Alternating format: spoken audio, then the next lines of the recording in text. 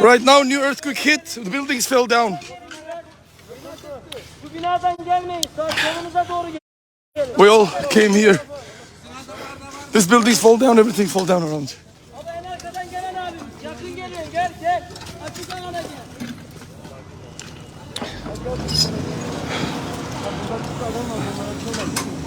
A new earthquake right now just happened. 6.4 earthquake just hit. Over there? Evet arabadaydık. Is there people there? O kadar sallandı ki. Koşuyoruz. Arayacağım. What they say? Koşuyoruz.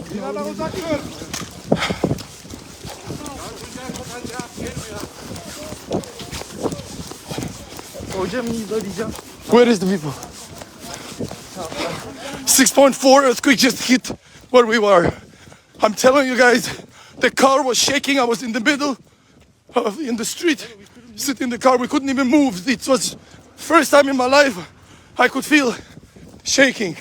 There is people alive that was standing next to the building. Ask. There's people there.